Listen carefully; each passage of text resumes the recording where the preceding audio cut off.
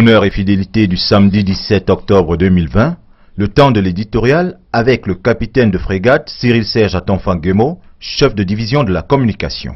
Un peu plus de 6 ans déjà que la violence armée terroriste déploie son spectre funeste sur le Cameroun, faisant subir à nos populations les affres d'une désolation jamais vécue auparavant. De nombreuses vies atrocement perdues, des biens détruits, des familles déplacées, séparées, des hommes, des femmes et des enfants violés dans la chair et l'esprit, des symboles de l'État bafoués. L'économie impactée elle aussi enregistre un ralentissement n'ayant rien de spontané ni de globalement conjoncturel. Pour tenir le coup de l'agression et garder le cap du développement, la patrie attaquée de toutes parts engage ses enfants à la formation d'une union sacrée. Il s'agit de faire solidairement front sur tous les fronts, chacun à sa place et avec ses moyens. La cause nationale, qui devrait naturellement transcender les altérités originelles et philosophiques, se voit fort opportunément fragilisée par la soudaine prolifération d'une génération spontanée d'organisations se prétendant non gouvernementales, humanitaires, à but non lucratif, de la société civile, sans parler des observatoires du même acabit néant d'existence que l'espace d'une divagation sur les antennes d'un organe de presse étranger. Agissant sous le paravent de la défense des droits de l'homme, objectif des plus nobles s'il en était, les mercenaires de cette 5e colonne rivalisent pourtant d'interférences malveillantes et d'artefacts statistiques sur les exactions supposément commises par nos vaillantes forces de défense et de sécurité. A l'inverse, les incontestables crimes à répétition des terroristes sont minorés en nombre et en gravité. À l'exemple de ces multiples atteintes à l'intégrité physique et morale des enfants, y compris les tentatives d'aliénation de leur droit fondamental à l'éducation. J'ai bien dit fondamental à l'éducation. Alors que la seule idée de la rentrée scolaire est violemment combattue par des groupuscules obscurantistes à la solde d'intérêts étrangers, nos chères organisations humanitaires, d'ordinaire inclines à la logorée lorsqu'il est de pourfendre les pouvoirs publics, se font entendre par leur silence tonitruant. Une seule raison à cette indifférence: la militance en faveur des droits de l'enfant ne rapporte pas. La militance en faveur des droits de l'enfant ne rapporte pas. Défendre les droits de l'enfant ne rapporte pas.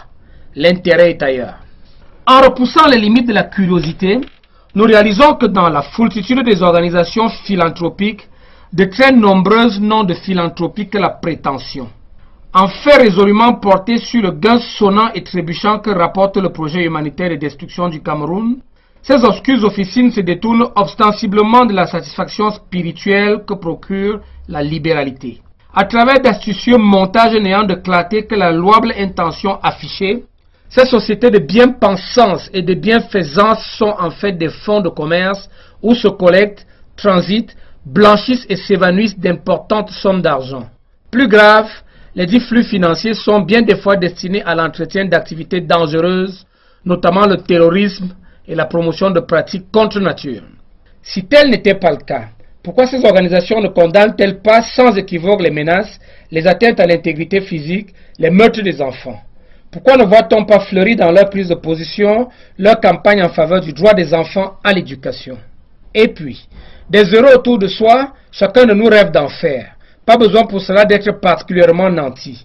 Il suffit tout simplement d'avoir l'âme compatissante et la main grande ouverte pour s'aimer dans les esprits meurtris un peu de cette joie qui donne son sel à l'existence. Et le geste est d'autant plus beau, d'autant plus louable que le sentiment dont il émane est noble parce que dénué de toute arrière-pensée mercantiliste. Nos militaires que l'on veut présenter comme étant des êtres brutaux, inhumains, sont ceux-là même qui ont à cœur d'assurer une bonne rentrée scolaire aux enfants des familles démunies, aux familles fragilisées par la perte d'un parent. Nos braves militaires réalisent chaque jour de nombreux dons en denrées alimentaires, en fournitures scolaires, dons en matériel divers aux personnes handicapées, des opérations coup de cœur en faveur des populations affligées du fait de la nature ou de l'homme.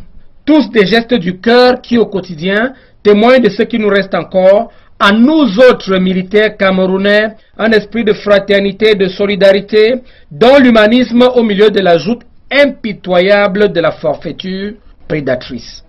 Et loin de nous laisser un sentiment d'amertume, les outrages acharnés de nos délateurs nous incitent plutôt à redoubler d'ardeur dans le service altruiste, notre récompense venant de la gratitude de nos populations et du sourire d'un enfant dans les yeux duquel un cahier et un stylo allument la flamme d'un avenir radieux. Vive le lien armée-nation, vive l'armée camerounaise.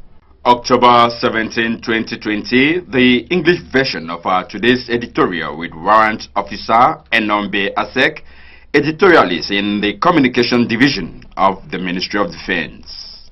A little more than 6 years already that the armed terrorist violence spread its disastrous advent on Cameroon, making our populations undergo the torments of a desolation never experienced before. Many lives have been horribly lost, property destroyed, families displaced, men, women and children raped in their flesh and spirit, symbols of the state scorn.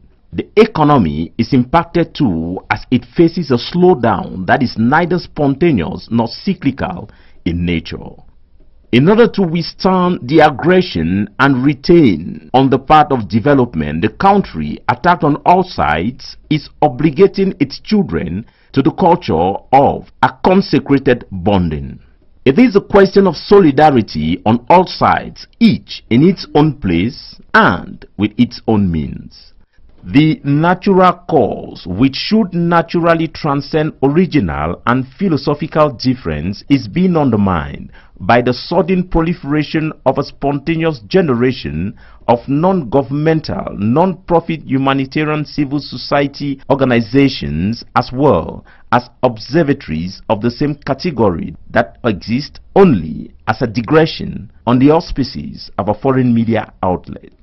Acting under the umbrella of the defense of human rights, a most noble objective, if ever there was one, the mercenaries of this fifth column nevertheless compete with malicious interference and statistical artifacts on the exactions supposedly committed by our valiant defense and security forces. On the other hand, the undeniable crimes repeatedly committed by terrorists are reduced in number and gravity.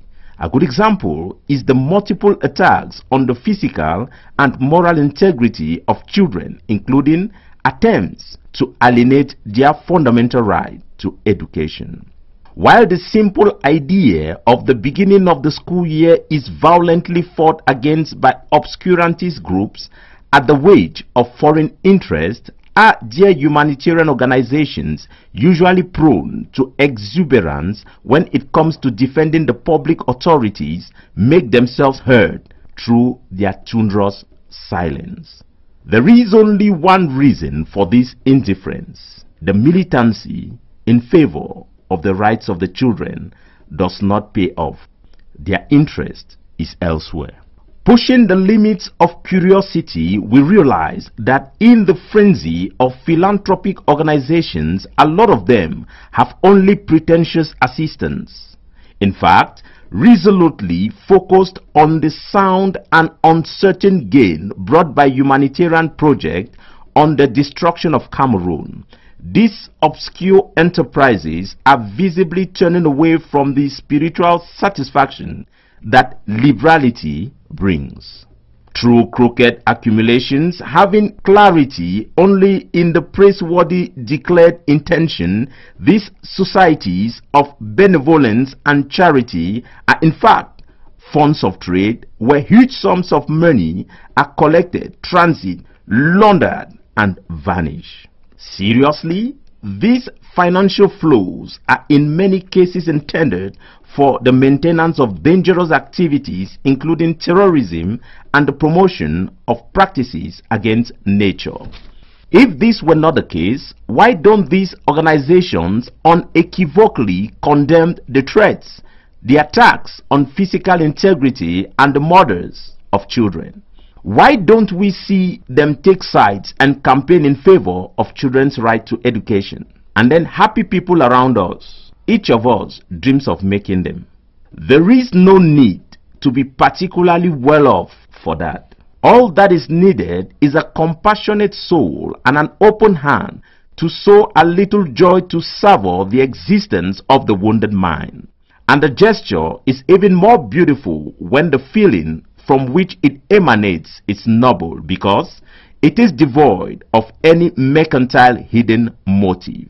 Our soldiers, whom we want to present as brutal, heartless beings, are the very ones who have at heart to ensure a good school resumption for the children of poor and enfeebled families by the loss of a parent. Every day, our brave soldiers carry out numerous donations of food, school items, various materials to the disabled and heartfelt operations in favor of the populations afflicted by natural or human disasters.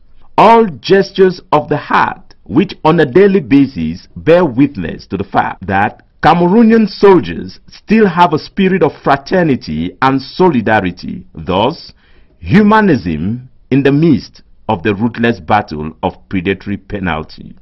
Far from leaving us with a feeling of bitterness, the relentless outrages of our saboteurs rather incite us to redouble our passion in selfless service, our reward coming from the gratitude of our people and the smile of a child in whose eyes a notebook and a pen light the flame of a radiant future.